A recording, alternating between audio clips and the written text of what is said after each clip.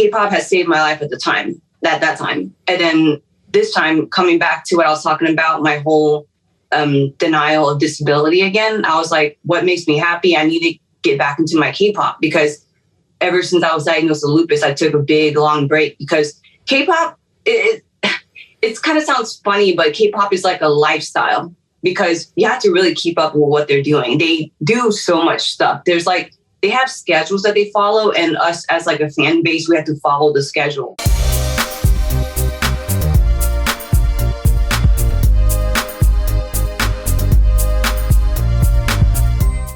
Hey, what's going on, everyone? Welcome to another episode of Chluy Talk Podcast. I'm your host, Chluy, and today we have a K-pop YouTuber. She specializes in all things K-pop. I've been friends with her on Instagram for a while, and just seen her grow exponentially. So, like, yo, I gotta talk to her, pick her brain. And without further ado, I'd like to welcome to the podcast, Thina. Welcome, Thina.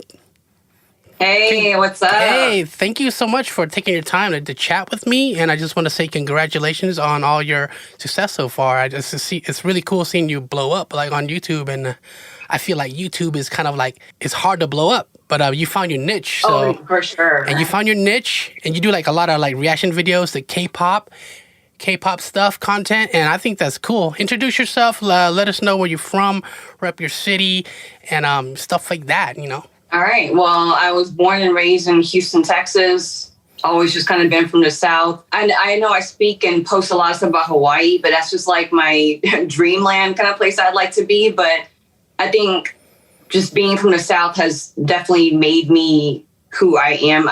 It's hard to only the people from the South, especially from Houston, know what I mean. Like, where there's just something about the South that just grows a specific South backbone. I don't know if that makes any sense, but I grew up in the South side of Houston, and then I moved up to the North side, and then after like I became like an adult, I kind of went everywhere. And Houston is kind of, I don't know if you ever been here, like in the South. I want to. Specifically That's Houston. One place I've never been to yet. Yeah.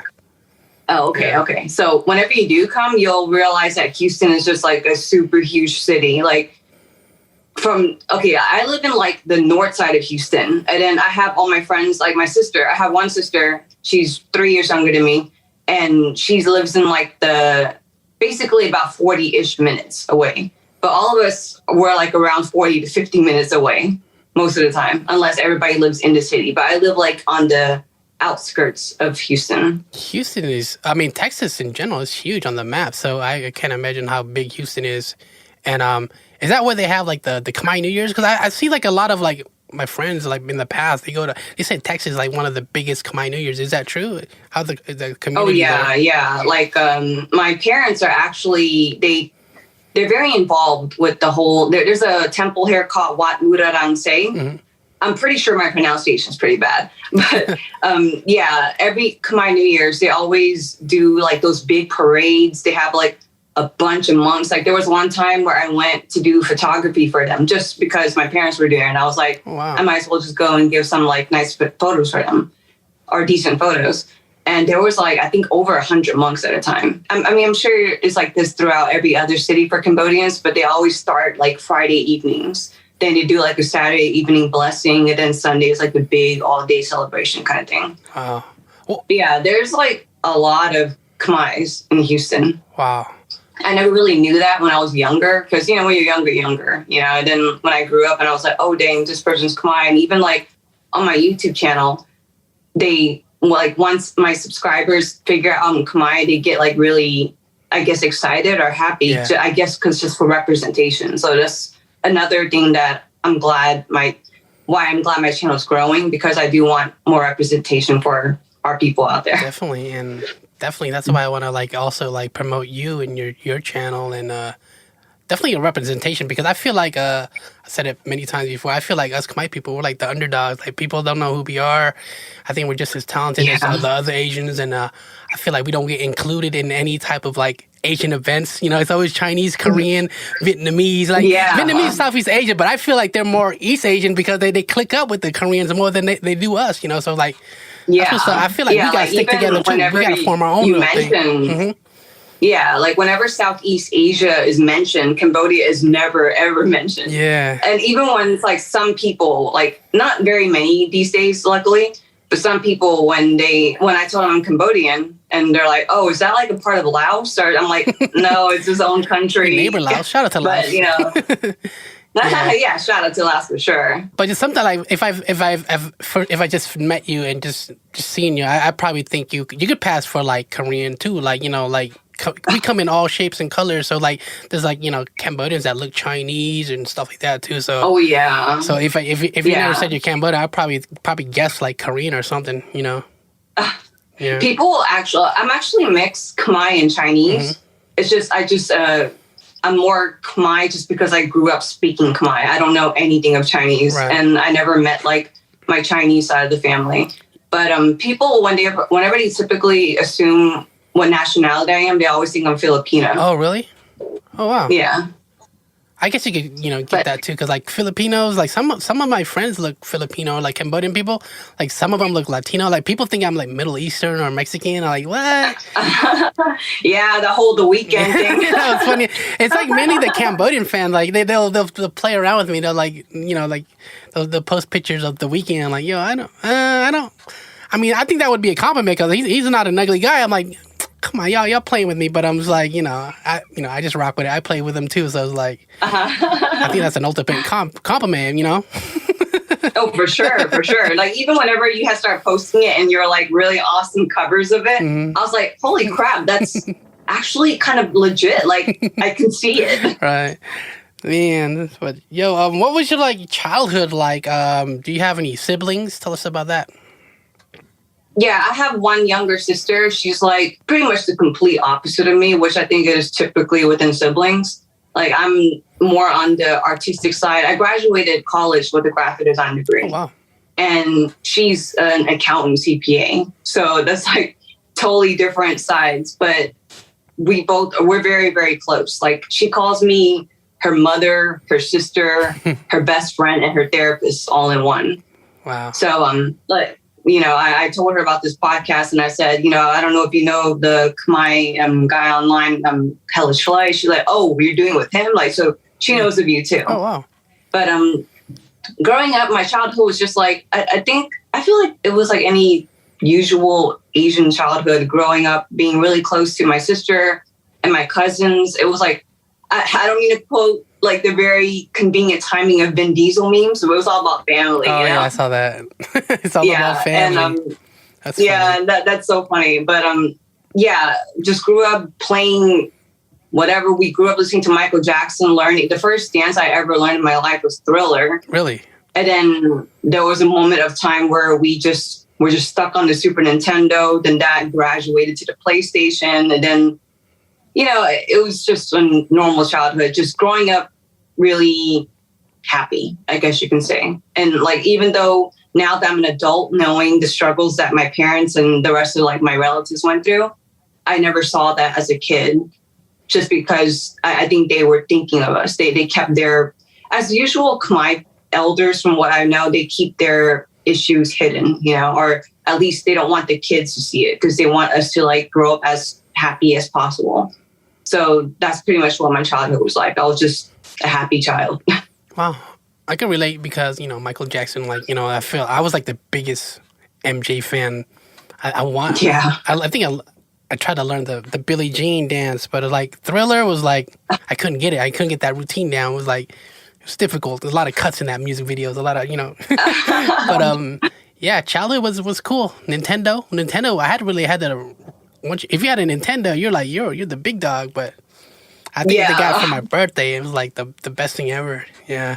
Growing up. Yeah, I had a Super Nintendo, and at the time, I think the reason why my parents like pitched in and got me and my sister one is because they were always working like a lot. And I grew up with like my grandma taking care of me, my matye. I think we all had our own matye. Yeah.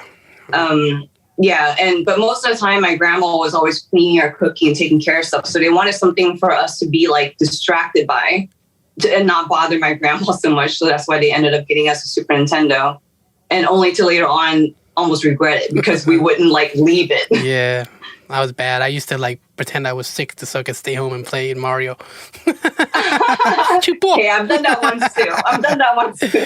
Yeah. I mean, whether my mom watches it or not, if she does, because I did tell her about this too. So, Mom, if you do see this, I did lie one time about being sick. I wanted to stay home to play games. So sorry about that. At least we didn't join a gang. Yeah. Oh my God. I think that's like the first thing that I remember of your page, like your whole social media handle, the whole Hanchunta gang, you know? That video. Like, I was like, why is that so relatable? Like, even though I'm a girl, like, that's just so relatable. I just seen that, like, being every Khmer elder's fear. Yeah. That their kids were doing that. And that's crazy, like, that Khmer people, like, nationwide, even worldwide, is like, they can relate to that because that is our parents' worst fear. And, especially growing up in America in the early 90s where the gangs was, starting to pop off and, a lot, especially like the Cali folks, people that immigrated to Cali, they have no choice but to like form gangs, So it's like to protect themselves and their people through, racism and stuff like that. But I feel like I didn't really understand it. We whatever Cali did, we tried to emulate, as far as like hip hop, as far as like the movies, like Menace to Society. We tried to dress like them with the red flannels, the blue flannel, whatever. So it was like whatever I wore, or if I wore my hat backwards, like Hang to a gang. So it was like, so it kind of stuck with people. When I did that for fun, it was like I didn't know what YouTube was. I did that, uploaded to YouTube. I think I was still kind of late to YouTube, because YouTube was like 2000 something, 2004, 2000, you know what I mean? Oh, it was a while ago. So it was like, I did that for fun, like 2000, I think it was 2011-ish, and it went viral, like, I never knew what going viral was like, so that video, like, changed my life, that was my introduction to YouTube, so from then on, I had to keep doing it. I did, like, a sequel, and then a part 3, and then started branching out to music, because music was really my thing. My what I was doing, but I wasn't making comedy music. I later added comedy, the Weird Al elements to it, but and then that's how I found my little niche thing. So we could talk about YouTube and stuff like that. How what's your experience with YouTube? Because I know that we've been friends for a while, and then I think you started doing like reactions, and you blew up. I opened my YouTube quite a long time ago, in 2008, I believe. Oh wow! But it's because like in basically my whole 20s, I was a very active dancer, like a hip hop dancer, where I would at the time I was an instructor. I choreographed some pieces for people or sometimes, and I mainly did put a lot of my time into doing like dance crews. Like I would do like auditions and join dance crews and stuff. Cool. But there was like one specific dance crew that I stayed within for a long time. We were called Marvelous Motion at the time. A unit of us, are like the better dancers of us, formed together and went on America's Best Dance Crew. I don't know if you heard that show. Heck yeah, that's major. So what was the name of your crew? They were on season 6, and they renamed their little subunit to IaMmE, and they actually won season 6. Yeah, so that's crazy. That's pretty much all of my 20s, and that's what my YouTube was mainly for. Although a lot of my dance videos from back in the day, I privated it just because, now with my whole YouTube, I'm very picky about what I keep up. I have some dance clips up, but it's just I'm my own worst critic, and I'll look at a certain old dance clip and I'm like, I could have done better and stuff. But yeah, that's what I started YouTube with, my whole dance thing. Then in 2014, I got diagnosed with lupus. And at the time, 2014 is when the lupus was like starting to like wake up. And then by 2015, that's when things got really bad to the point where they like started aggressive chemo and dialysis right away because I was in like the stage of kidney failure. Wow. But luckily, going through all that and all the side effects and stuff that came with it, and which also made me develop a seizure disorder because of all the stuff that my body went through. Luckily, I passed through and fought through, and my kidneys are saved, and I'm in a remissive state right now. So with that being said, at the time, like I think since 2017 to 2020, I was working at my parents' donut shop, like any other Cambodian. Like it's very common for Khmer families to have a donut shop. And I thought, like, I can do this for them, help continue because they're getting older, they should retire. But only to realize that kind of life, that work life was too much for me, like for my lupus and seizures. And I was still in kind of like a denial stage of being sick, you know? Like I just thought, oh, things are better. Okay, cool. I can go back to normal. And then early last year, in around the end of January into February, I started having seizures again. And then that's when I had like the big wake up call of, okay, you know, you have to, like, you don't have to make lupus and seizures define you, but you also have to not forget that that's what you are, you know? Then at the time I was like, so what can I do to like make a living? Because I don't want my parents to like keep taking care of me, you know? And then I tried to apply for disability. I applied for it once before, and I got denied the first time. Then I applied again last May. May. And then I got denied again. And so with all that, like my whole lupus and seizures knocking me down, then, you know, COVID happening. Wow. And then me being denied the second time, I was just like, man, everything at the time I felt like everything was just there to like pin me down, like knock me off my horse and stuff. And then I really had to like dig deep in myself and think like, you need to focus your energy on something that makes you happy. Like maybe you don't have to look at like the long-term goal right now. Just think about like the next steps to getting back up. You know, like you can't exactly get to the end without walking there first.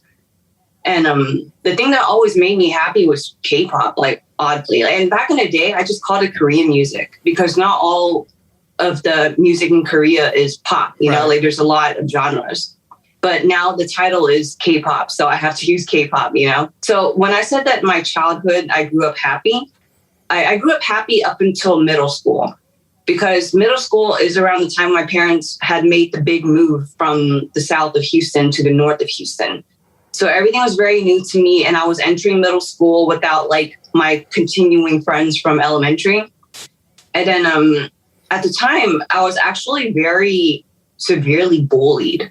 And I was bullied by a lot of Asians, if anything. And they said a lot of like, at the time I don't want to put labels on things. I'm just going to say it for what it is. They just like made fun of my skin color because at the time I was a lot more tan. And my hair is naturally wavy and curly, and they would make fun of my hair. And at the time, you know how you spoke about you wearing like the whole plaid or flannel and stuff to just represent or look cool. Yeah. And at the time, I saw all of them wearing like those Jinko pants. Yeah, like I don't know if you remember Jinko. Yeah, the wide leg Jinkos. Those. Yeah, and I wore those to look cool. And they were like saying stuff like, "Oh, you can only wear those if you're skinny, you're fat." Like, oh, really? I was just highly bullied. Wow.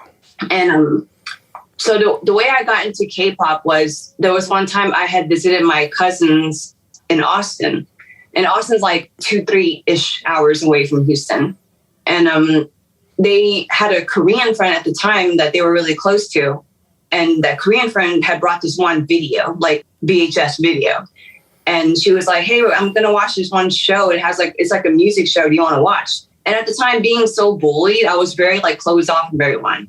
But my older cousin, she was like, she felt sorry for me because she knew that what I was going through. She was like trying to, you know, include me into things. And then I think I was like, okay, cool. And then my cousins, I always saw them as like the cool cousins. Like I just always wanted to be like them. So I just sat in the room, watched the video. And then ever since that moment of me feeling included with them, like with another group, even if it was my family, it's still family. Sitting there with them, watching that tape, that's what really got me into K-pop. And then seeing like these Asians at the time, we didn't have social media. You know, we only had TV channel like Fox, like 26, 39, whatever. And we only had VHS tapes and stuff. So seeing like these Asians dance around, like I was thinking, gosh, they're like kind of almost moving like Michael Jackson, you know, and then they're like singing, they're looking really cool. And I just found like so much like, I guess, admiration in that. And then whenever I came back home, I asked a Korean friend that I knew in middle school where I could find like tapes like that. And then it's like, ever since then, that's when my journey of going into Korean music, AKA K-pop, went. Even though I didn't really like understand the music, something about hearing the music and especially reading the translations and stuff that my Korean friend would translate for me, I just felt really connected to it. And it kind of made me, so whenever I was bullied in middle school, I felt so lonely. But whenever I got into Korean music and just like discovered more of them, listening to their music and hearing the translations and stuff, it transitioned me from feeling lonely to just being alone and accepting it and knowing the difference between lonely and alone. So K-pop has saved my life at the time, at that time. And then this time, coming back to what I was talking about, my whole denial of disability again, I was like, what makes me happy? I need to get back into my K-pop, because ever since I was diagnosed with lupus, I took a big, long break, because K-pop, it kind of sounds funny, but K-pop is like a lifestyle, because you have to really keep up with what they're doing. They do so much stuff. There's like, they have schedules that they follow, and us as like a fan base, we have to follow the schedule, you know? And it's not like something that we have to do. It's just something that naturally that we want to do, because something about the music just makes us feel a part of something. It's like, it's weird. And that's why I like making my YouTube channel, because I do get messages from people saying that, you know, first of all, they thank me for making videos, and they say like they feel like they're amongst a friend whenever they watch my videos. And hearing stuff like that makes me feel really like, it makes me feel happy with what I do. Sometimes, filming and editing stuff, especially with my whole seizure disorder, it gets a little overwhelming. But when I hear messages from people like that, it brings me back to like who I was in middle school. And I'm like, if I could just be that one friend for someone to like go from lonely to alone, that this is all worth it.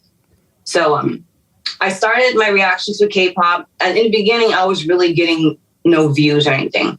But at the time, I wasn't focused on that. I was focused, like my purpose or reason for making the reaction videos and stuff was to just give me something to do that makes me feel good, versus sitting at home and looking over like my paperwork with my disability and being like upset about it, or checking the news and see what's going on with COVID and making me like sad, you know, or like the really, really sad, you know, murder of George Floyd and stuff last year. Like it was a lot of negativity. And I just went back into K-pop to like give me that whole kind of light again. Something for me to learn, something to give me to cope with life. And that's what it started out as. And I never knew that my channel would get anywhere to this. And my channel was actually still kind of fairly small, like by the end of December. And at the time I was I was getting more views. So I was kind of going a little crazy with making reactions. And then I started not thinking about like guidelines of what I can react to and not. And I made reactions to certain award shows, and my channel actually like automatically got two copyright strikes, because the copyrights award show company, whatever, they put, and I think because at the time I reacted to two really popular groups. So like before the video got taken down and I got the copyright strike, I got like almost 50,000 views in 2 days for one of the videos. And that one of those videos were the reason why I got the strike. And then I felt like, oh my gosh, like something is trying to knock me back down again. And and at the time I thought this was it. Like, you know, cool, this was a nice run. I need to figure out what I'm going to do, until I discovered Patreon, and then discovered that that's how reaction channels can make money if they wanted to, because we don't make money off of our reaction videos on YouTube because of copyright claim. Right. So then I thought, and I was kind of scared, you know, I thought, who would want to pay a membership to watch my videos, you know? Because if they want to watch the Korean music videos, they would just watch it. And then until a lot of subscribers really put the hope in me, like give me, you know, assurance that, you know, we watch these videos because of you, right? We don't watch it. If we want to watch the videos, we'll watch the videos. So I got a little bit of uplifting there, and I started my Patreon not knowing, you know, where it was going to go. And then now I'm to the point where I don't ask my parents for money anymore. And I pay for my own bills. I pay for the only thing that they help me with is my health insurance. But it's because my health insurance went extremely high because of all of my hospital visits. But I'm working on hopefully omitting that for them too, because they deserve a break. Mm-hmm. But they're very happy to see not only me finding a way to like support myself, but they see that I'm happy doing it, because they knew even though I was there to work at their donut shop, they knew that I wasn't very happy. And it's because my parents know that I'm their daughter who's the more creative side. And when I worked in a donut shop, like all of my creativity got suppressed, I guess you can say. Wow. So yeah, thank you for that's sharing pretty that. much. I appreciate. I had I'm inspired by your story. Like, you're able to like, like overcome, like your struggles with lupus and to be able to find your niche and thrive doing what you love. Like you said, I think it's important to be happy doing what you do, like ultimately for me, like people think I'm rich or like a rich YouTuber. And like to me, like I'm struggling. I'm like, I'm still trying to find my way, but it's like, I feel like everything is like, they want you to do niche-based stuff. Niche. I'm not sure what they call it, but I say niche. Yeah. Sometimes I say niche because I see other people trying to explain it. Yeah, like, I say either or too. Yeah. It's just like the whole tomato thing. Yeah, with me, I'm like a variety channel, so it's hard for me to do a niche because I feel like I like to do so many different things. So, but I think eventually, I think it's true though. Like I peeped it. Like people on like TikToks, they're promoting niche. They're like, in order to succeed, you gotta stick to a niche. I'm like, damn it, what if my personality is a niche? I mean, I feel like I'm trying to like break that code, but I feel like I think it's eventually like if I want to do something else like specific, like I have to create a whole channel all about food. Yo, follow my food channel. I think you just organize it that way would be probably more beneficial, and I probably see like more growth. But I think that what you're doing with K-pop, I think reaction videos in general is like people love watching that stuff because I just recently joined the reaction community doing like Khmer rap reviews and stuff, and like I saw my channel go up with like when Vanda dropped that Time to Rise, my thing, I went 250,000 views. I'm like, what the heck? And I've been kind of like fluctuating with the views because it was like one day I'm doing food or mukbangs, and the next I'm doing a comedy set. So it's like I'm all over the place, but I feel like I think it's got to get more organized, but I feel like reactions is like you said, like it's the copyrights. It's really hard to make money. Like you don't make money on reactions, but the growth is crazy though. The subscriber count, and then in turn, like over time, like the other videos you'll grow. A lot you of start them, seeing revenue. Yeah. My Patreon has like exclusive content, like my YouTube channel. I strictly remain on music videos and dance practices. But like when it comes to like these Korean idols doing shows, or if they do like live performances, especially since live performances are automatically striked on YouTube, I stick it all for my Patreon. And I think I guess I get my subscribers and audience interested enough to see my perspective on that. And that's where like my knowledge of dance comes in hand a lot, because I notice a lot of people like to check out my dance practice stuff because I give actual real, like not real, I give my own insight of what I learned from dancing that, because I had very, very good instructors and very good dancers who trained me. I don't know if you heard of like Philip Pac-Man Shabib or D Moon Zhang, and Emilio Dosal. He danced for Selena Gomez and Katy Perry. He's my best friend. Oh, wow. So I use a lot of my knowledge that I learned then to like try to help people understand why dance has come such a long way in every genre, but specifically in K-pop.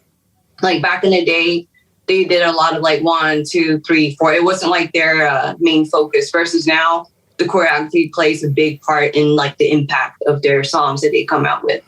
And a lot of it, I'll like, especially when it comes to like the musicality of a dance. I don't know if you know what musicality is. You probably know because you're in music. Musicality. Well, show an example. It's just like where. Huh? Tell an example, then I'm probably get it.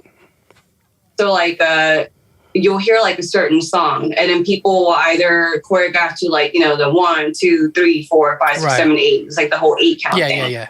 But in music, if you hear like a triple beat in an instrumental or like a random thing that comes out of nowhere, and if the choreography follows that and it goes back into the rhythm of the 1, 2, 3, then it goes on and off. Like basically it switches the tempo. The choreography switches the tempo. Okay. So that's what I mean by like musicality. So like little elements of dance that I really loved myself, and me bringing that into my channel and pointing out for these Korean idols and helping others understand like even the harder work, like or understand more of the hard work that they do.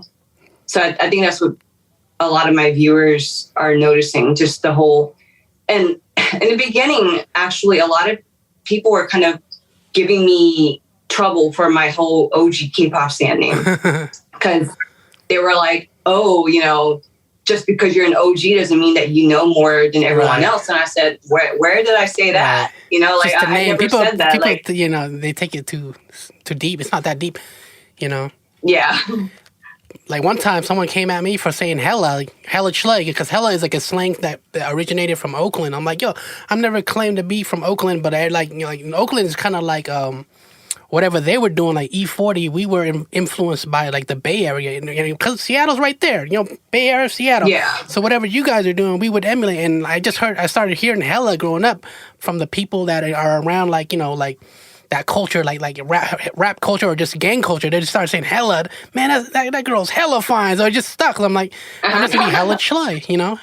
You know, so I'm like, you know, but like I always credit Oakland, you know, we all know hella came from Oakland. So it's like, yo, shout out to Oakland. You know, I didn't mean to take that word and try to like, you know, claim Oakland. But like I said, you know, we're inspired by like Bay Area culture and stuff too, like the Seattleites. So yeah, I get what you're saying. Yeah. Like, you ain't no OG. You know what I mean? Yeah, that's what they were saying. And I was like, I never say anything. You're the, like, you know, they can take my name for whatever it is, but it's like you said, it's not that deep. It's just a name to like attract people to the channel. Just like, you know, your name, hella Chluy. When I saw that the first time, I was like, Chluy, like in Khmer Chluy? That's okay. When people meet me, I was like, I wanted to make it the opposite. I want people to think I'm Chluy. Like, people meet me like, oh, you're shy, you're quiet. Like, yo, you know, I'm like, you're not Chluy. So I was like, but I don't like to change names. If I make a name and build a name for itself, I don't want to change it, you know, like, you know, I don't feel right changing the name. I just want to stick to it and just explain, like, I'm the opposite. So, you know how like bad means good in American slang? Yo, shorty's bad. That means, you know, she's fun. That's how I want Chluy to be. I want it to be the opposite. You know what I mean?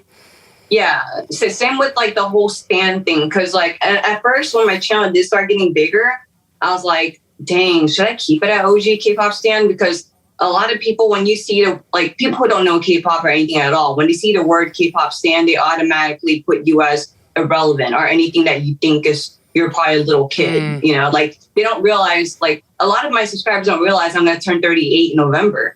And like, they think I'm like young, just like because of my whole niche, I guess you can say, on YouTube, the whole OG Kpop Stan. You're like my era, but I'm like a year older than you. So.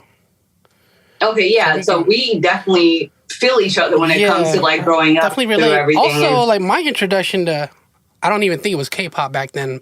Like, my cousins played some Drunken Tiger for me. It was like Korean rap, and that shit went hard. I'm like, yo, this is hard. Drunken Tiger, Tiger JK. They're like, and One Time like came out. Yeah, rap. I'm like, I didn't think it's gonna evolve to be K-pop. I think Big Bang and like, but they was rapping in between there. You know, I'm like they're rapping too. So I was like, okay, so this is what K-pop evolved into. But I wouldn't say I'm like a K-pop fanatic. I like some stuff that comes out. If it's catchy, it's catchy. Like, I do like the Dynamite song by BTS, but I didn't really like Butter. Butter wasn't catchy to me, but a lot of people like it. So it's like, whatever's catchy, like I think Dynamite was like a pop smash. To me, it was like, I think K-pop in general, like K-pop's like the biggest genre out right now. But it's like, I feel like they have like a cult following, like no matter what race you are, you know what I'm saying?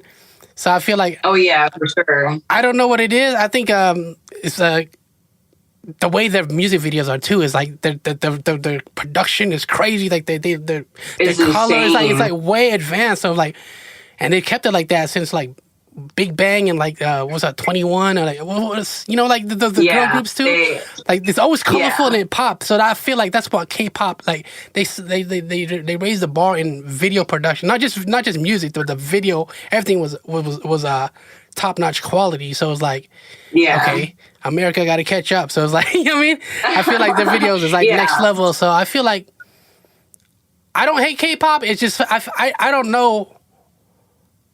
I feel like not all K-pop's equal. You know what I mean? Like some songs are good, some are not. Like Gangnam Style, when that came out, I hated that song, but I did a parody to it anyways because it was like the fastest growing song at the time, 1 billion views. Till this day, I don't even like Gangnam Style, but it's like one of my most popular with the Cambodian community. I'm like, damn. To me, I'm like, I didn't even like that song. I didn't even think it was catchy. I just did it because like, yo, I gotta hop on this parody wave, you know? But you know. Yeah, it's crazy because like the singer PSY, he's been around for a long time. Like even whenever Drunken Tiger was active, he was very active, like, and he's really like he focuses more on rap, and he made Gangnam Style because K-pop, a lot of the artists have certain genres. Like they'll either have a certain like really heavy hip hop song, or they'll have a song that's very summery kind of. Other songs is more slow and show their vocals. So Gangnam Style was like just something more summery and fun for him. Like it wasn't like. And the video, his the music video was like off the wall. It just blew up. And just the way it was shot and everything he was doing was crazy. Like riding the horse, it was like, wow, he's doing something new, something different. And I heard that he was been in the game for a long time. It took him 10 years to be like an overnight success. That's like a true saying. Like people don't know, like you've been in the game for a long time, and then you finally get your big break, and then sometimes it works out that way. And that was a big that's huge. He's still in the history books for like the fastest YouTube growing, like 1 billion views overnight or some shit. Like that's crazy. Like he's a legend. But like to me, like song wise, I didn't really like the song. I still don't like the song. I think it's annoyingly, but it was kind of like annoyingly dope. Like it just gets stuck in your head. You know what I mean? Just the beat and like it's like but to this day, like, I don't like performing it. I don't like when people talk about it. Like I cringe at myself. Like why did I even do that? But it's like if I didn't do that, like the Cambodia fan base wouldn't know who I was because they really love that for some reason. And that and the boyfriend, the Justin Bieber parody. So it's like sometimes I don't think like my stuff was fun. Like I'm my worst critics too. I'm my worst critic. So like damn, could have been better or whatever. But I appreciate it. Like I feel like I have no regrets. I feel like things are supposed to happen the way they're supposed to happen. And So why do you think K-pop's so popular? I feel like it's popular because of it being like a glue to like, so it goes back to me in my middle school days. Even at the time I didn't have social media to help me like get all the resources and stuff like they do now. But K-pop, in a way, like the way the music is, I really don't know what it is. It's something about the way they do their music that kind of gets stuck in your head. Yeah. It's kind of like, you know what affirmations are, right? I hear it a lot. But if you want to dumb it down for me, I'm not that. I see the word a lot. Like, just explain it like to me so I can layman's terms so I know. I kind of get it, but I don't. Yeah. Affirmations is kind of like I use YouTube affirmations. Basically, it's a video where they'll repeat certain phrases and you listen to it. So you kind of like train it into your mental or subconscious state. So like most mornings I'll wake up and listen to like a 10-minute meditation that has like affirmations in there. Whether it be like, I will be successful today, or I will be positive today, or, things like that. Right. So I feel like K-pop is like in its own form of like, in its own form, it's kind of like an affirmation. An affirmation to like help you find somewhere to belong. Because I think that's like the main thing, because it's like, okay, like when people hear that, people who don't know me, and when they meet me and they find out I'm into K-pop, they'll be like, oh, you like all the pretty, the music with all the pretty boys and pretty girls. But it's like, that's what people typically think. Yeah. But it goes way beyond that. It goes with like finding friendships within people who feel you on this music that you really like. And like people will protect, I see it all over Twitter. I try to stay away from like the toxic side of Twitter because I'm not about that, like diving into too much of that. I'd rather stick to the Vin Diesel family memes. Yeah, same. But the whole people will go far out to protect certain things or certain idols, but it's because it's like the idols and the friends that they made within the fan base is like family to them. So I think that's why people are so into K-pop, because not only is the music on the outer surface, the music is good, the dance is good, they look good and stuff, but it's like the impact of the music is way deeper rooted than that. I feel like it's deeper rooted in your mental state as far as like belonging somewhere and feeling like you're being understood and being with a group of friends who feel you on things. Like growing up, me and my cousins, we all loved K-pop, versus now a lot of them kind of like drifted off because we're getting older, and I understand that. I think amongst the cousins, I was always the one that was like the most into K-pop, because it wasn't just K-pop to me. It wasn't just music. It was something that, like, figuratively speaking, saved my life in middle school. And figuratively speaking, it saved my life again last year, where I felt like everything was knocking me down. So, and it helps me bring my creative side out again. And that is something that I suppressed for so long. And before I had my seizure incidents last year, I was seeing a therapist because I had a lot of depression and PTSD and stuff from my lupus and stuff. And also I would talk to my therapist, like she would basically hear me vent about a lot of things, and especially about work, like working at the donut shop and stuff. And then she had like her last thing that she told me before COVID hit. She was like, I have homework for you this time. I want you to take 10 photos and email them to me. And at the time I thought, why does she want me to take photos? I don't take photos anymore. I work at the donut shop. You know, I thought you were supposed to help me say something, make me feel better about that. But at the time I was so mentally stressed that I didn't have any allowance of her words to get through to me. Versus now, when I got myself more into just learning about self-enlightenment, I figured out why she had that homework assignment for me. It's because she was like, in a way, trying to tell me you're suppressing your creative side too much. Your creative side is what makes you you. So you're kind of losing touch with yourself. So, and when I came to that realization, like that big epiphany, I was like, all right, I'm going to continue on with doing this, you know, whole Korean K-pop reaction stuff. Even if I might not go anywhere with this, I'm just going to do it because it's in a way, it's a hobby. Like right now, it's a job because of my whole Patreon side, but I still see it as a hobby because I'm doing something that I love versus doing it because I have to. I like that. Yeah, right now I've been focusing on being happy too, just doing what I love, whether people like it or not, you know, like, especially with the music. Like when I make serious songs, I feel like they don't get the views as a comedic song, but I'm like, yo, this song is, to me, it's good.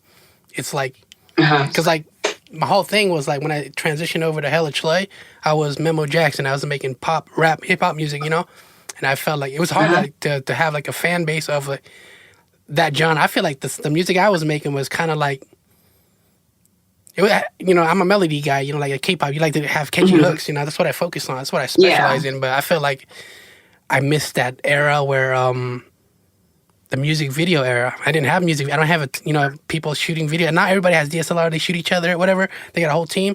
So I missed that with that Memo Jackson. So now I'm a kind of late bloomer with Hella Chluy. So it's kind of like, you know, I think it happens. I think I found my purpose is to do, you know, the Hella Chluy brand. Like if I do make like serious music, it's still going under Hella Chluy. Like I don't like changing names or having 2 aliases and stuff like that. So it's like, shoot. Nah, I definitely think you should stick to that because that is what makes you you. And then seeing you branch out with that brand name, that I think that will make people admire you more.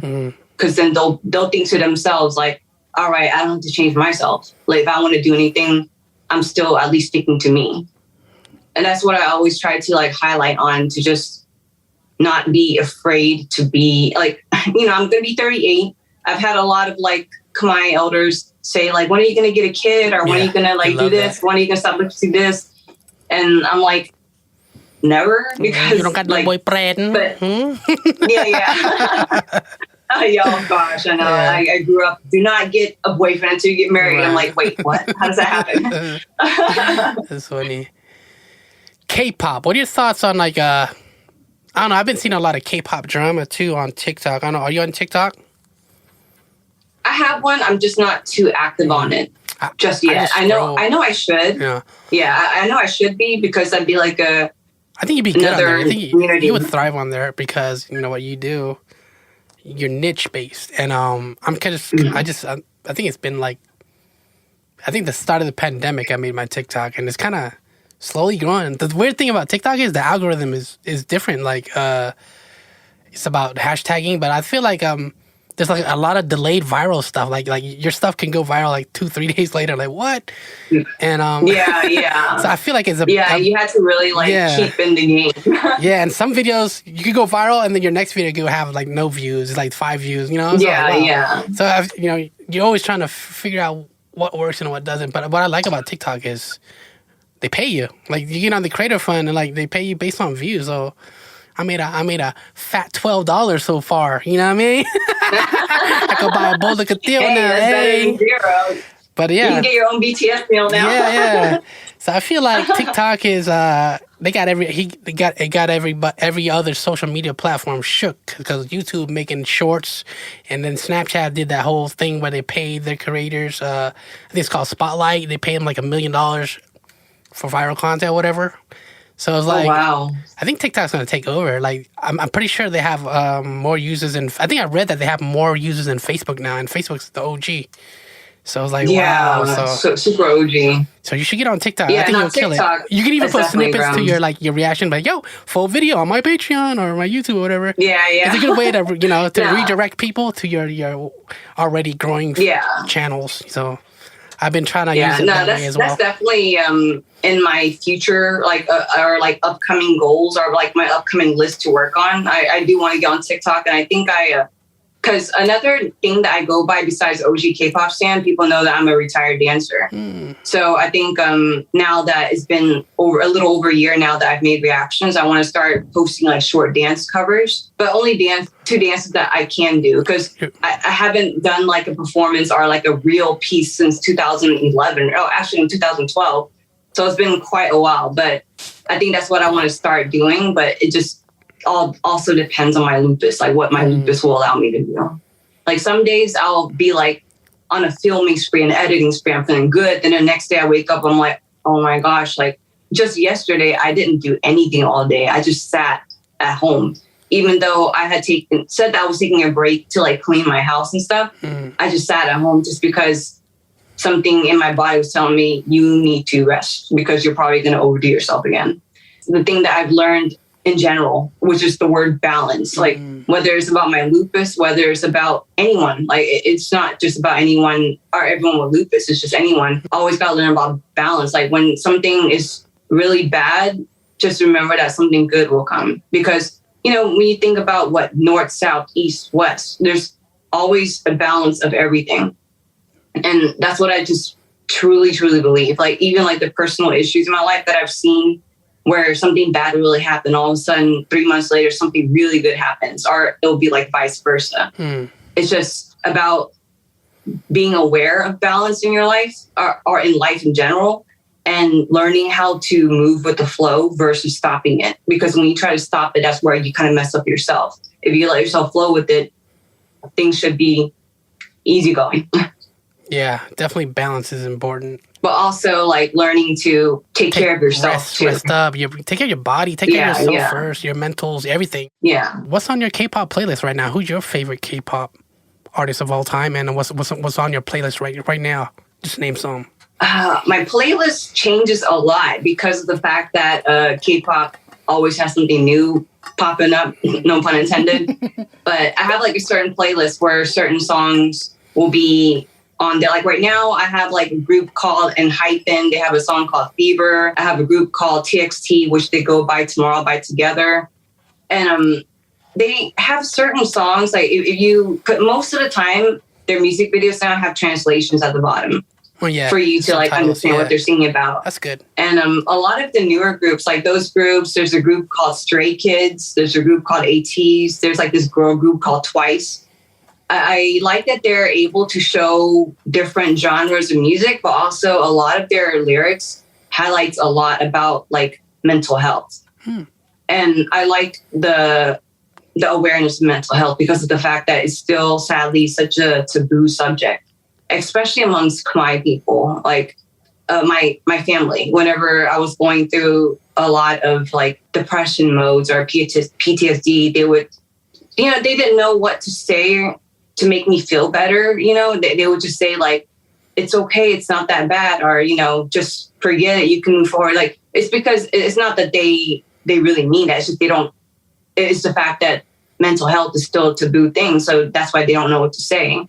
So I appreciate artists, the ones that are on my playlist right now, that make lyrics that put awareness on that, because it goes back to what I was just saying like 5 minutes ago. You just got to take care of yourself, and it's totally okay to do that. Because people sometimes feel like, that's kind of selfish for me to think about me before everyone else. It's like you can't be your best for everyone else if you're not your best for yourself first. I agree. Definitely take care of yourself first. Be selfish. sometimes, you know? Yeah. Definitely, yeah. Yeah, and it's like what you said, the whole like a bad thing is a good thing sometimes. Like being selfish in this aspect is a good thing. Yeah. Because you do have to take care of yourself. You live for yourself. You eat for yourself. Definitely.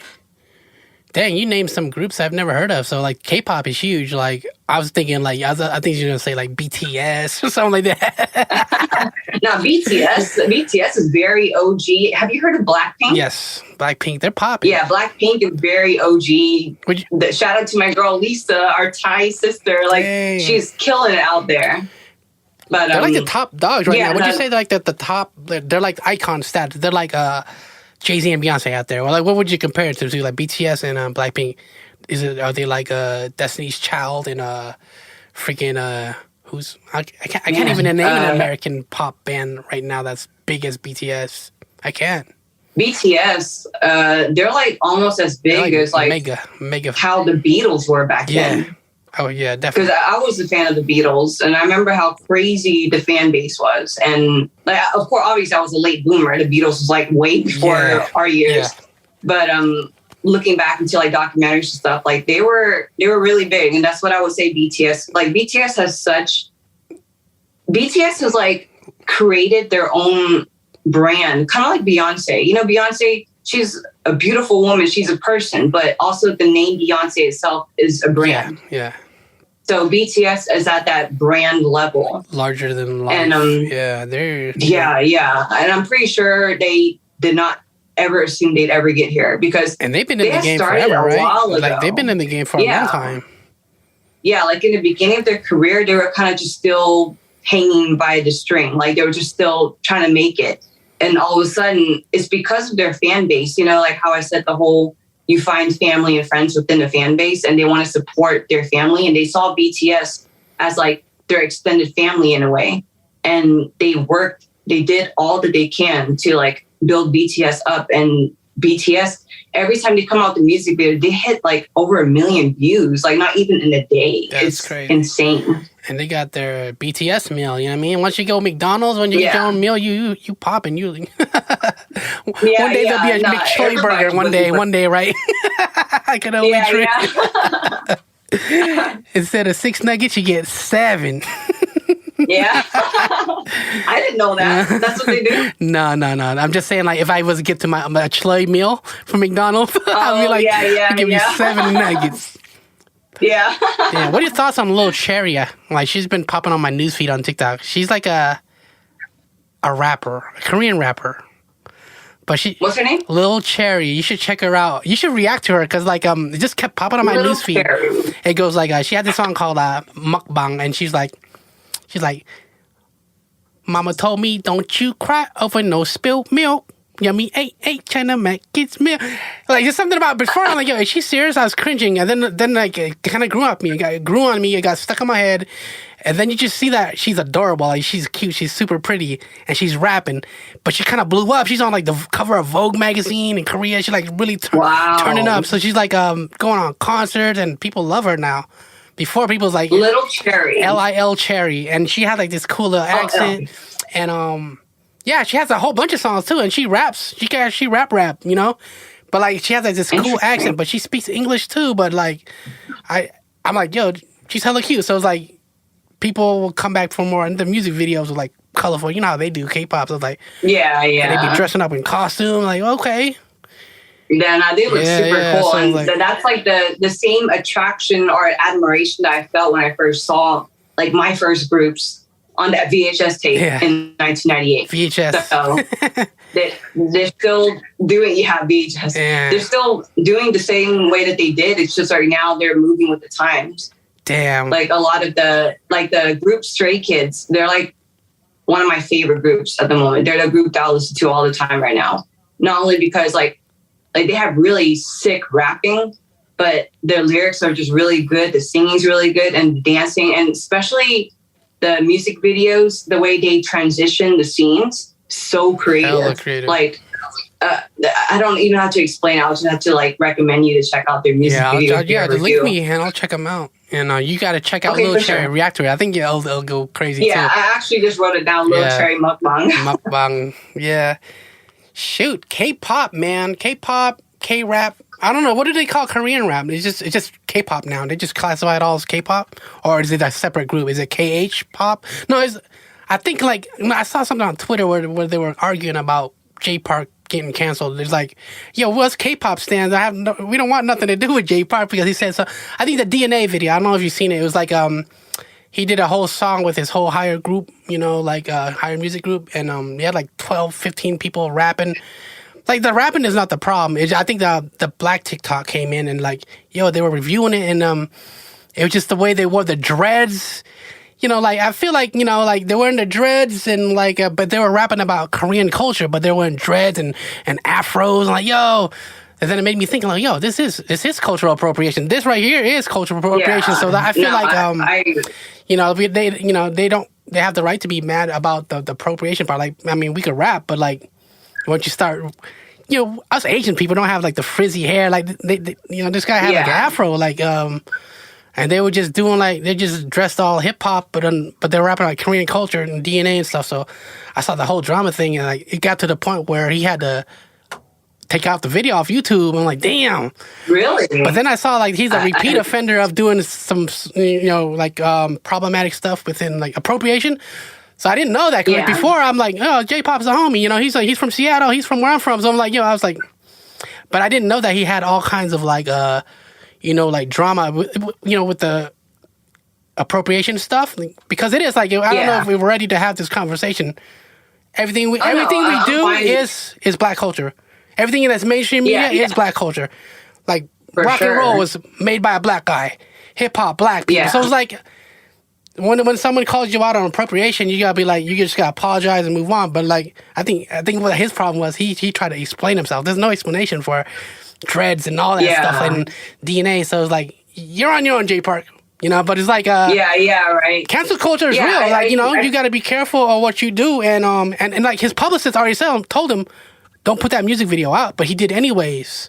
I'm like, damn, you crazy. But I was like, damn. Yeah, I took like a peek at that, like whenever that drama came up. Whenever anything comes with J Park, I try to not stay too involved because of the fact that I do know a lot of it can be problematic and stuff. Mm-hmm. And I always try to keep myself at a peace. But at the same time, I will say things to help bring awareness to things that should have some light shed on. And I saw his whole like apology and his perspective about saying how he is doing it because he wants to show like his, I guess, admiration for it. Yeah. But it's like, there's such a fine line between, paying homage to a certain look and using it to say it's in your DNA. Yeah, the DNA part. Yeah, like, that's what I think that was the problem with the DNA part. I mean, I think I would have respected more if they did like some Korean culture where they had some like maybe like the Taekwondo Olympic board breaking group. I think that'd be fire. Yeah, they have a lot of sick stuff in their so culture. It was like, really cool things. They could have went a whole different direction and still kept that music video. But I think the way what they do on there, nothing in the video was their DNA. It was all like, it was like babe clothing and just all like, what I mean? It's like they look like they look like the Migos up on iron. You know what I mean? Like, I'm not saying you gotta dress Korean or wear like freaking what's it called, Doughbox or whatever. You could dress American, but like I think it's just mainly the hair is what really like got under the, the people. I really don't know what his intention for that is, but it was. I would definitely say that it was very much cultural appropriation because, and I think like Black TikTok, Black Twitter, they have the right to be mad because it's like people will wear certain looks without really knowing the history of that. Like what the look, and especially if certain people are wearing like box braids or dreads, or if they have their hair in afros, and if they're kind of profiting off of that, it's kind of like, how do you profit off of something that was in someone's history that comes from like a sad, tragic part of the history? So I can definitely see why they would get upset, and they have every right to be upset. And even whenever I saw like the snippets of that, I was like, maybe that should have been left in the draft, dude. Like you shouldn't have done that. Yeah, I'm not gonna lie. I had cornrows and when I was in middle school, so I didn't know no better. So like, but I was kind of like inspired by hip hop culture. But it was like, I didn't say it was my DNA. I was just like, yo, mom, this is cool hairstyle. I went in. Yeah. I had cornrows. My mom almost disowned me. I'm like, yo, mom, I'm old. I could wear my hair this way. And then And then people like the people that dig deep, they're like, yo, this is a picture of Buddha with some like you know how Buddha had the thing, the rolls? So it's like The knots. The knots. Yeah. So it's like, maybe it's kind of an ancient thing to do like the hair braid. So like, but it's mainly like, especially with I'm just mainly about the afro part. This guy has straight up afro and the dreads. Because dreads is more like, Oh, yeah. Jamaican, you know what I'm saying? Like, that's really, I think that was a really kind of like, sparked off that. But also like, trying to defend yourself on it. I don't want to make this a whole J Park episode. I'm just saying like, there's the dark side and there's like there's two sides. Like, we'll just call it Korean rap. That's more the Korean rap. Yeah, okay, there's the Korean rap Yeah. folks. Yeah, so it's like, so I like, I'm on TikTok. I feel like TikTok's like my source of news now. Everything that's going on in pop culture right now, TikTok will tell you. So TikTok will definitely highlight that, even faster than Twitter now. yeah, Twitter. I'm starting to get in more on Twitter. I feel like before I didn't know how to use Twitter. Like, I feel like, well, I use it for stocks now. I see what the stock market is. I'm like, yo, it's real time. Like, people know their stuff. And like, I feel like Twitter is the place to be for like real time Updated news. Like, what's going on now? What's trending? What's going on? So yeah. I was on Twitter wanting to look at more Vin Diesel family memes. But the crazy thing about Jay Park is that he actually was originally in a boy group. Yeah, right. What's the name way of back it? in the day. It was like a pretty big one. 2 p.m. 2 p.m. Yeah, 2 p.m. And they were a really big group. They were like really big up there in the whole era when Big Bang was really active. Big Bang. And he went by J Bun at the time. But now he's Jay Park and doing his thing. Yeah. I mean, I've seen him pop off, see him grow. So, salute to him. He's doing his thing. But, man, I just wish it wasn't so problematic. I'm kind of scared of cancel culture. So that's why I'm on my best behavior. Like, you don't know when you're going to get canceled. But, you got to have some common sense, too. Like, I give credit where it's due. Like, I think everybody needs to give credit for black culture. Everything we do is black culture. Straight up. Yep. Everything. Straight Everything up. Especially, like, if people actually will take their time to look into the history of certain things, like jazz music, anything. Like EDM. If you look at EDM history, music is also black. It was invented by black people. Electronic dance music. Believe it or not, guys, I did my research. Yeah. It's true. They done so much for like inspired too. Yeah, they done so much for the world, and they don't get credit for it, and they get abused. You know what I mean? So it's like sad to see. Yeah. So what's your ultimate goal with your channel and in life? Thina? Ultimate goal. Ultimate goal on my channel is to, of course, grow my channel, but also to keep myself, like my mental state where I'm at. My mom has always taught me to be humble, to learn empathy. So I have no issues there with staying like, in a humble state and not being like, oh my God, I'm getting big or anything. But I hope to reach out to more, especially to those who do send me messages saying like, I had a really bad day, or I'm going through a tough time in my day, or even some who like, 'cause sometimes throughout the music, I'll pause and say commentary, like especially when the lyrics are like highlighting about mental health. And then I'll speak about my battles with lupus, battles with seizures. And even like right now, I don't mind sharing this, but I recently was diagnosed with early menopause.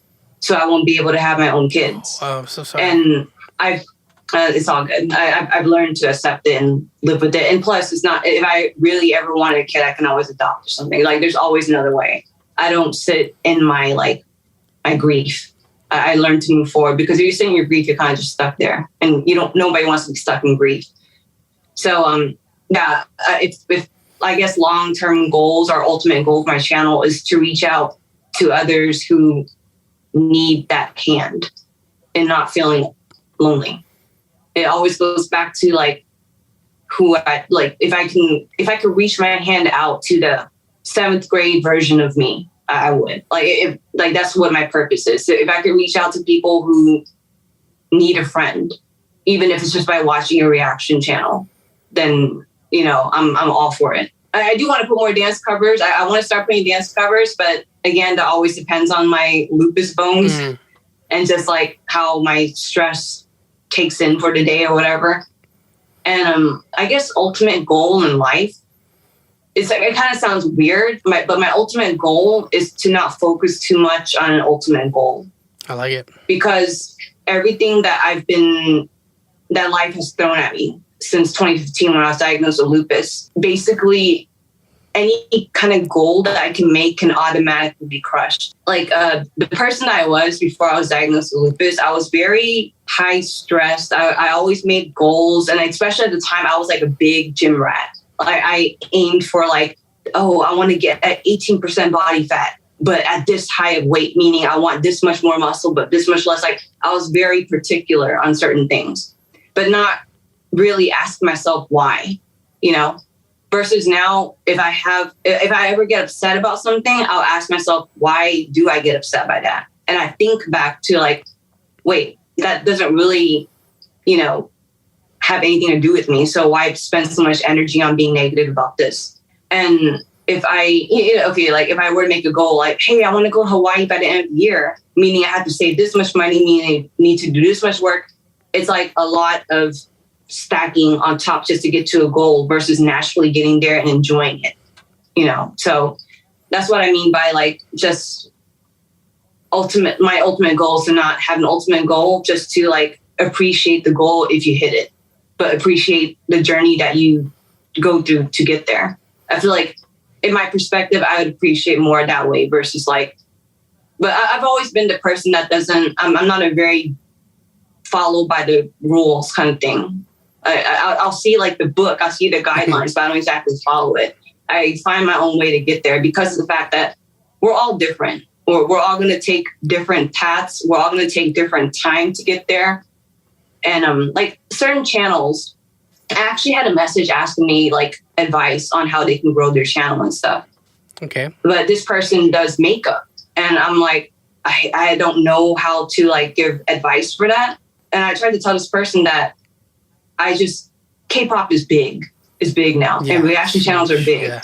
So that was my door into like getting my channel to get bigger was open a lot more wide than yours. Because makeup, when I look at the makeup side of YouTube, it's tough. Michelle Pond. It's really tough because so it's like they already got the OGs and it's saturated. And you have to have something completely different. Yeah. So that's a tougher field.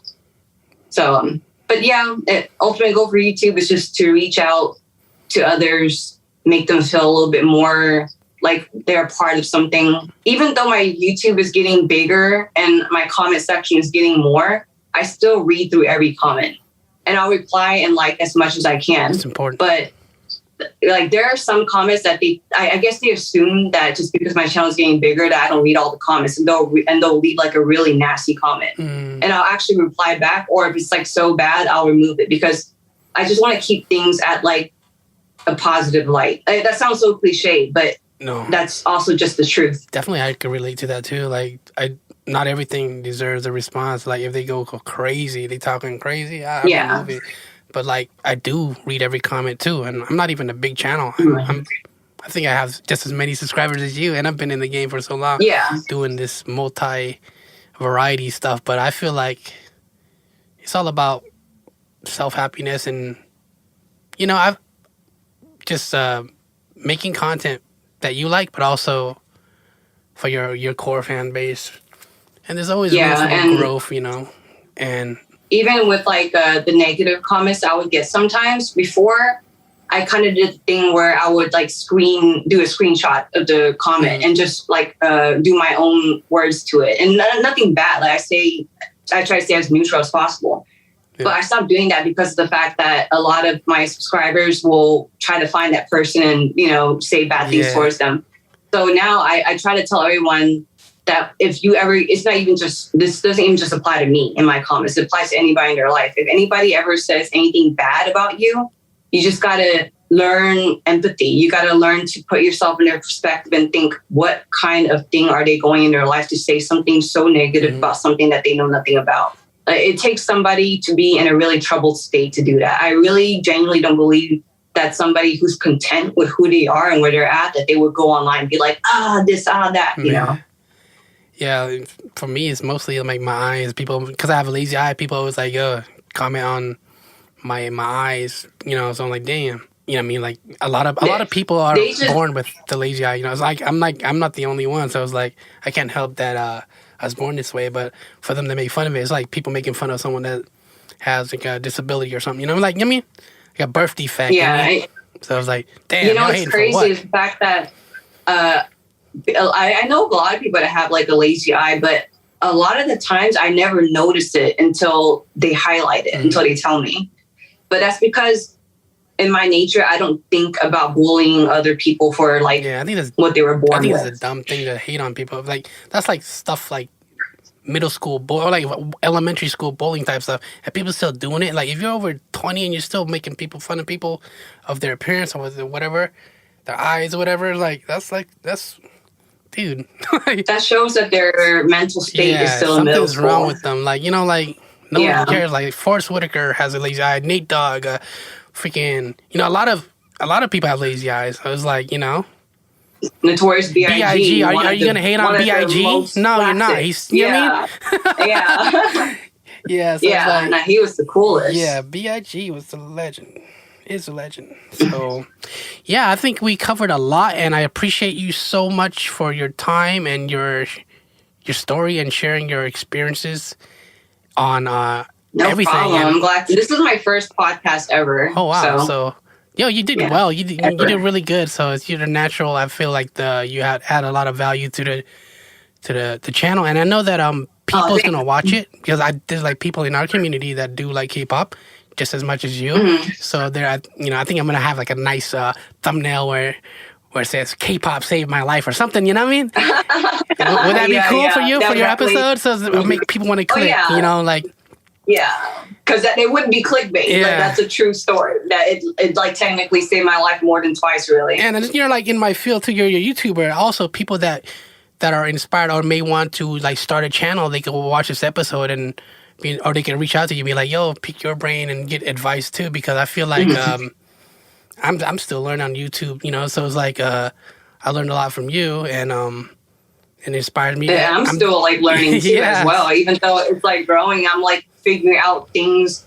Like whenever I did the live stream last week, it was a mess. I had no idea what OBS was. Oh yeah, and all this other stuff. I was like, what is this? So, but I think that's the fun thing about doing stuff like this is that you're just forever learning. Yep. Like you're never at a state where you're like, you know everything, because you can never really know everything. Yeah, you just gotta learn to love it. Like I'm using OBS right now to record this, and at first it was overwhelming, and then it's pretty basic, you know, and it's what everybody uses to screen record, and whether it be Twitch or whether it be whatever. But it's cool, and you know, use YouTube to learn too. If you guys have questions, go on YouTube and learn how to do things, how to edit, how to do whatever. I'm on there 24/7 learning something new. Yeah, that's how I figured out how to like get what camera. And at the time when I bought, even still now, I'm not like I'm still financially safe, I guess you can say. So if you ever need anything, you just look up on YouTube, and even if you want like find a good camera but budget friendly, they'll have it for you. I'm using a camera that's not really that expensive. Same. And I still have yet to get a mic. And your quality is freaking amazing. Your lighting, I saw some of your videos is like really good. And the lighting is everything. And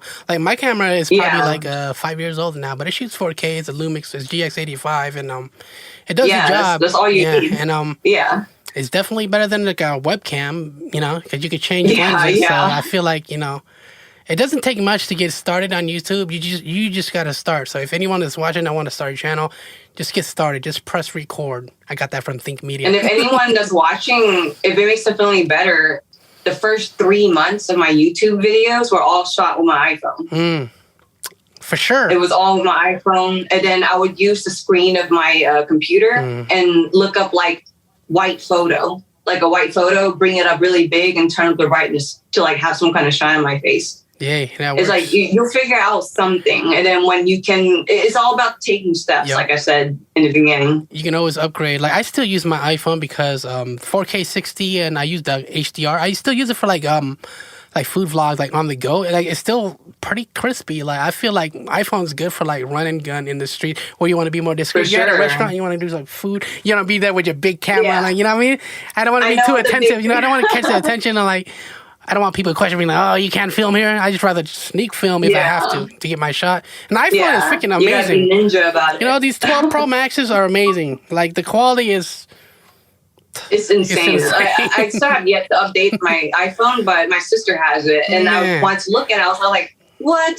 I could be filming my new videos with this one. You can see, like, my blackheads. You can see all these pimples in my nose. Where's the beauty effect? You can see everything. You can see my sweat molecules. Like, wow, this shit crazy. Yeah. But yeah, I appreciate you so much. And when you hit the 100K, I would love to have you back. We could have a follow-up. Oh, I'm always down. And it's gonna happen soon. Like, you're just coasting through. Yeah, we'll see. But yeah, I'm definitely down for another podcast whenever that happens. Shit. Maybe you should start your own. I think you'd be you're very well spoken. You'd be cool to. I mean, it depends on what you want to do. I think you'd be cool podcaster. Yeah. I think people would like to hear what you're talking about. Maybe the OG K-pop podcast. Oh, just an idea. Just throwing it out there. Yeah, no, that's actually a really good idea because I do like speaking with other people. I think it's just. I just had to take my steps in getting there. And I had to make sure that my body will allow it for the day or not. So. Well, I salute you for doing everything you're doing with Lupus and excelling. Like this, like that's very admirable. Like people don't know what it's like to have lupus. I don't even know what it's like to have lupus. Like you might. Lupus is tough. Like I actually stopped eating meat in 2017. Because of the fact that animal protein creates a lot of inflammation. And usually people who are like normal, that don't have a disease, y'all have enough to fight it. Versus my body was weakened down so much that I have nothing to fight. So, like the stuff that causes inflammation. It attacks your kidney or something? Or I don't know much about lupus. Yeah. Lupus, like basically, okay, if I were to eat like a big steak right now, and if I keep eating it, for like something days, like all of my joints will hurt. And even it will probably hurt by the end of the day. Like my shoulder, my wrist, my elbows, my fingers, everything just hurts. The time when my lupus was really bad, it was like my kidneys were not holding the protein or like just holding stuff that I needed for my body to function. It kept leaking it out. So, yeah, it's just basically my whole body was just not functioning. Wow. So I figured out things that I need to do, and I figured out like I need to rest. I can't lift heavy like I used to anymore. I need to stick to Pilates, but it's just about learning how to go with the flow of life. I guess you can say. Very good. So and accepting it instead of crashing it. Well, thank you so much. You never know. Maybe the person listening to this could has lupus and maybe inspired by your story to keep on going, and also rest, listen to your body, and take care of yourself. You gotta rest, you gotta adjust to what you don't have to make lupus define you. You just have to remember that that's part of you and own it. How they always say own it, own what you are. So like if lupus is a part of you, you have to own it, meaning you need to do what you feel is best for yourself as far as your lupus, because your sickness is different. Lupus is different every person that fights it. So these words go to anyone, not to just people with lupus, but just for anyone, because we all go through our own thing. Just learn to just, first of all, love and accept yourself, and then things will flow with it after. Thank you so much, Thina. And you're welcome. Thank you for having me. It's actually I was really nervous about doing this podcast at first, because I've always known of your name. I've always known of you. So I was like kind of nervous. But then like talking to you is like as if I would like just talking to a homie in real life, That's what I wanted to feel like. I want people to come on here and be comfortable and speak like we're at a coffee shop just catching up. That's what I want to One thing I do want to say to like any viewer out there who's like in high school, I just want to say like if they don't figure out what they want to do, that's okay. That's totally okay. And back in high school, I oddly... because I felt like I had to choose a goal. And I was like, I'll be a pharmacist. Thinking, really? Me, a pharmacist? Nothing against pharmacy at all. It's just that's not in my blood or in my nature to study and do things by the book. Your passion, yeah. So for those in high school, it's totally okay if you have no idea what you want to do, because I feel like that's what your 20s are all about. And then when you hit your 30s, you're kind of like, all right, I think I know. I'm going to go with it and see where it goes. So don't stress too much. Just enjoy yourself. Just to like all the young ones out there if y'all are listening. Mm-hmm. And another thing, I guess, for like a Khmer perspective, that because when I was young, I had a hard time understanding my parents and understanding my relatives until when I got older. I understand right now that first of all, a lot of them went through the whole Khmer Rouge thing, you know, and they didn't get proper mental help to get through that. They just kind of like brushed under the rug. Yep. But, and at first I'm thinking, I don't know how you do that. But the main thing is that it's a big cultural difference between us and also a big generation difference. So to the young ones, if y'all don't exactly understand where the elders are coming from, just understand that that's what it is. Like, don't think that there's something wrong with them or something wrong with you. Just understand that there's just a little disconnect like between that. And y'all can either learn to understand or just accept that y'all don't understand, but like each other's perspective, but at least be there for each other. I agree with that statement about our parents, what they went through. And we will never understand what they went through because they went through a whole genocide, and I don't even speak on it because I didn't experience it. I was born in 83, you know what I mean? Yeah. So that's why I'd never speak on it because I didn't experience it. That's like our parents' experience. So it's like we will never understand what it's like to walk barefooted on, you know what I mean, skull and bones. So it's like they're the way they are for a reason, and we'll never understand. But we could at least appreciate what they did for us because they want us to have a future. That's why we're here. And not all of us, you know what I mean? Not all of us made it, you know what I mean? So we're blessed to be here in America. It's like a lot of people died on the way, a lot of, you know what I mean? So it's like touchy subject. And they're living with suppressing all the bad memories. Like one question that I asked my mom and my dad individually, I asked them, if you don't mind answering this for me, what was the worst thing that you could remember that happened to you during that time? And they both had their each very different answer. Wow. And in a weird way, I was like thinking what kind of trauma could come out of each of their answers. And it made me understand why they are the way they are. PTSD is so real. That's where, real. So it's about the whole culture and generation difference. So that's a whole different episode. That's a whole new conversation. Yeah, a whole maybe thing. One day, maybe I could interview somebody that, you know, like a parent or somebody. I've never really asked my mom because she just put on the Killing Fields movie for us to watch at an early age. I think I was 6 years old. We were just all crying together, but I didn't ask anything in detail because I don't want to know because I know it's going to be really gory. Or it's tough. I could feel the pain in my stomach. Every time I hear blood or see blood, my stomach, you know what I mean, starts turning. I'm like, I feel it. You're like, damn. Yeah. But yeah, that's I'm glad you brought that up. And we're here for a reason. You know what I mean? Yeah, let's make Mama proud. For sure. Always make Mama proud. Daddy too. Yeah. Family. Vin Diesel. Family. I'll post that meme up here. Boom. Thank you so much. And all right. You got my full support. Thank you. And I'll see you at the top, Thina. All right. Thank you. Talk to you later. Thank you.